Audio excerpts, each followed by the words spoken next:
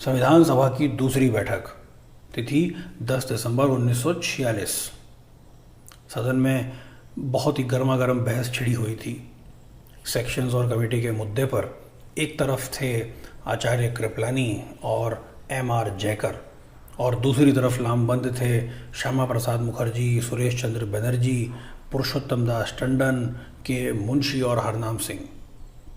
पंडित नेहरू खड़े हुए और उन्होंने आचार्य कृपलानी को इशारा किया कि सामने वाले पक्ष के संशोधन मान लिए जाएं, ताकि अन्य मुद्दों पर बहस हो सके, सदन की कार्यवाही आगे बढ़ सके।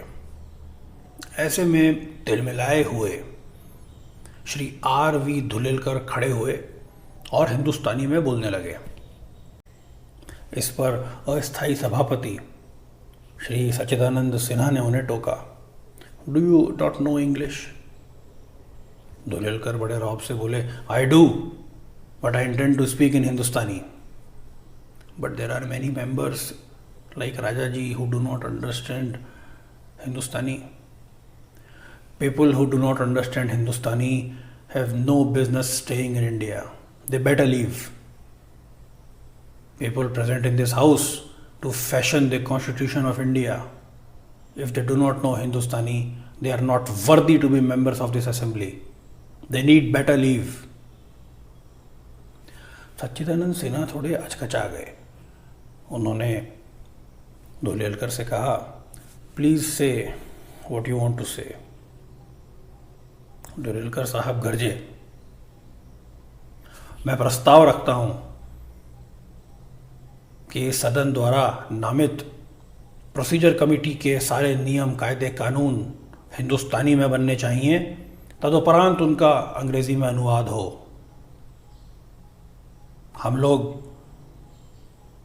जो देश की आज़ादी के लिए लड़ रहे हैं, कम से कम उन्हें अपनी भाषा में सोचना, बोलना और लिखना चाहिए. मैं कल से चर्चा सुन रहा हूं America, Japan, Switzerland, Germany, house of Commons. मेरा सर दुखने लगा.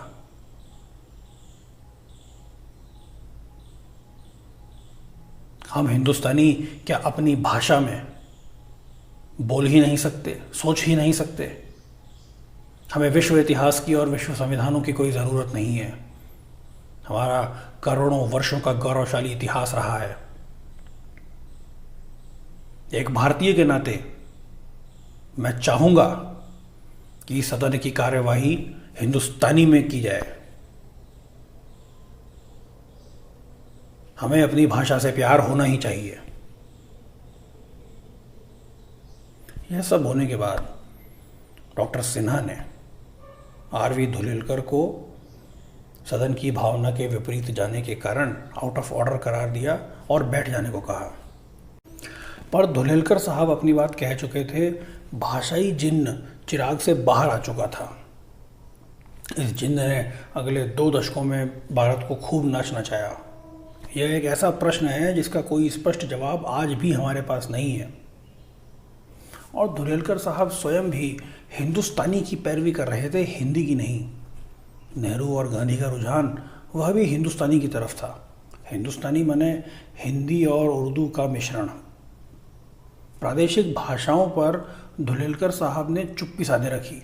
संविधान सभा ने अंततः हिंदी और अंग्रेजी दोनों को ही लिंक भाषा के तौर पर नामित किया. राष्ट्रभाषा कौन सी है, इस पर संविधान चुप है.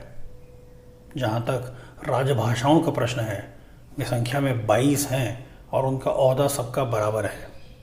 संस्कृत के चाहने वाले न ठीक से संस्कृत बोल पाते हैं न लिख पाते हैं. संस्कृत और तमिल में कौन सी भाषा अधिक प्राचीन है, यह एक लंबी बहस का प्रश्न है. प्रादेशिक भाषाओं की स्थिति यह है कि अपने अपने प्रदेशों के बाहर न उन्हें कोई समझता है, न लिखता है, न बोल पाता है. हिंदी और अंग्रेज़ी का एक विशिष्ट महत्व है, इस बारे में कोई संदेह नहीं है. लेकिन फिर भी यदा कदा कोई शरारती तत्व इस भाषाई फुलझड़ी को सुलगा लेता है और चूंकि उसमें कुछ रोगन मौजूद है, वह बंद बुझ होती हुई खिल भी जाती है. बहरहाल R.V. धुलेलकर साहब को हम संविधान सभा में पहली फुलझड़ी जलाने के लिए याद रखते हैं। अजय देवगन ने भी अभी यह भाषाई फुलझड़ी जलाई थी, जिसे बाद में सुदीप किच्चा, कंगना रनौत, सोनू निगम, HD कुमार स्वामी और सिद्धरमैया ने भी खूब लहराया। फिलहाल यह फुलझड़ी लगता है बुझ गई है, शांत पड़ी है, लेकिन इत्मीनान रखिए, किसी चुनाव को आने दीजिए या फिर कोई हिंदी या बड़े बजट की प्रादेशिक फिल्म को रिलीज़ होने दीजिए, यह एक समय की बात है कि इसे फिर जलाया जाएगा और चूंकि रोगन मौजूद है, यह फिर खिल उठेगी।